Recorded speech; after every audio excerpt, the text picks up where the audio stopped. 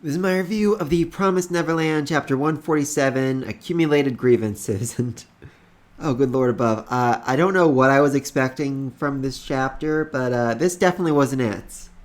I mean, we started off with Lord Vaon just screaming, mourning, looking at the mask of his dead wife and son, and thinking about how did this happen to Galeen? How did the most just and kind and good person he ever met in his entire life do something so horrible, so awful, so disgusting? And I'm thinking, oh, this is going to be a huge battle. It's going to be super big, important. It's going to be this ridiculously crazy thing happens over the next 3 chapters. And he cuts off his head in like one single motion. He manages to decapitate Lord Bayon and Lady Gnome like they're paper. I mean, Doza doesn't do much better. I mean, he says, he's been training as a warrior for the last 700 years. Galeen doesn't even bother killing him. It's one of Galen's underlings just cuts off his head like it's nothing, saying, "You forgot to bow."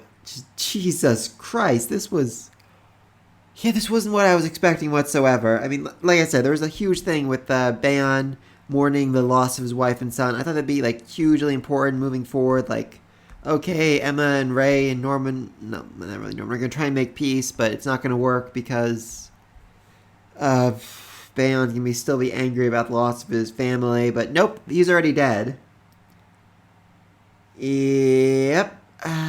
So definitely didn't see that coming.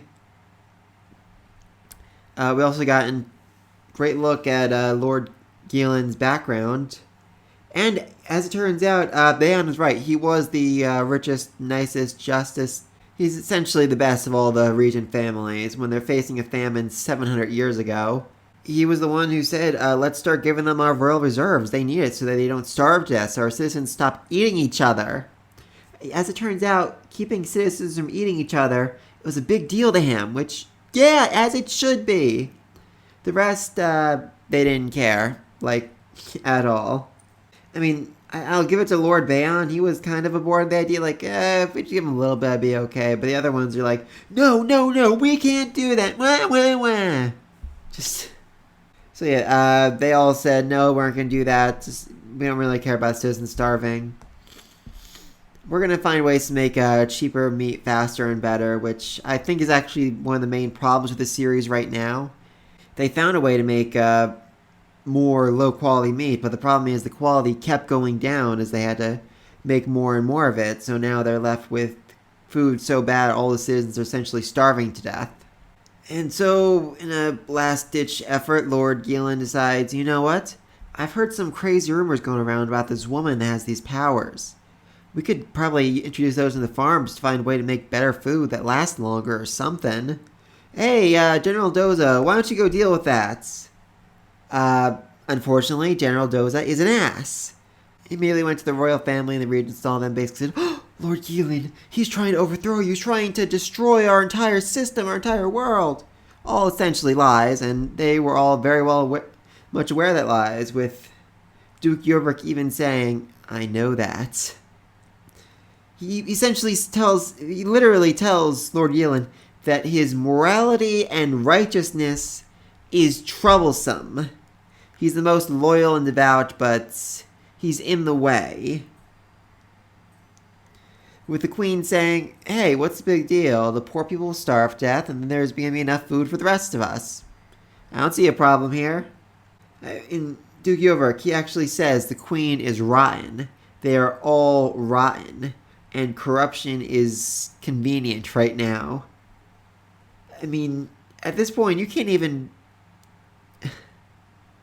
think you're the good guys. I mean, to say that you're all rotten and virtue is a nuisance, I mean, you can't literally, physically impossible to say that loud and then tell yourself that you're a good person. So yeah, Lord Galeen was kicked out and his family died, his vassals died, and he basically they also had to resort to cannibalism in order to last this long. All for the sake of one day coming back and getting his revenge. And revenge is going pretty well. I mean, Personally, I would have let Lord Bayon live because he was the least on board with all this, but hey, you do you. You do your revenge. Lord Doza, though, yeah, he had to die. I mean, 100%.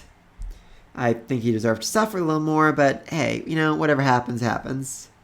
So, yeah, now he's killed at least 3 of the regent houses, and his army's next gonna focus on Duke Yorvik and the Queen. He might not get that chance, though, because Norman gives the order for them to move. So, yeah. I don't think Lord Galen's going to come out of this well at all. I'm fairly certain Norman's plan here is just to kill a whole lot of them right here and now. Honestly, no idea where Emma is at this point, but I think it's fairly safe to say we're at a lost cause right now. I mean, she said, if we killed the regents, who are we left to negotiate with? I don't think negotiation's possible at this point.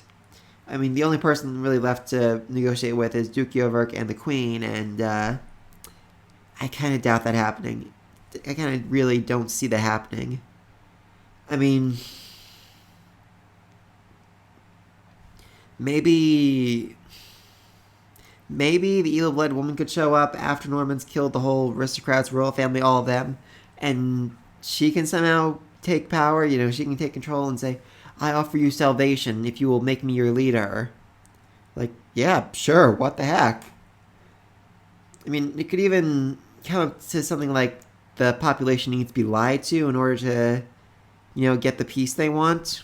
Like, they could say, we had to get rid of all the evil humans because they were making us sick, and now we're all healthy and safe and secure, and no one has to worry about anything anymore. I mean, lying to the population isn't good, but it's better than just everyone being killed by Norman right here. I'm assuming he's going to launch the nerve death spray thing he's developed. Though I do feel like he might be underestimating the Queen just a little bit here. I mean, it's hard to say exactly, but I mean, the Queen laughed it off when Galen showed up and said he was here for his revenge. She's certainly not perturbed by any of this at all, so she might just be strong enough, powerful enough, smart enough where even this isn't a threat to her, even this won't be enough to put her down. And if that's the case, the only real hope for any of them is Norman just killing everyone in the room right now. But we'll see what happens. Let me know what you think in the comments down below. Is the Queen a threat, or is Norman a threat to all of them? Be sure to like, subscribe. Till next time. Peace.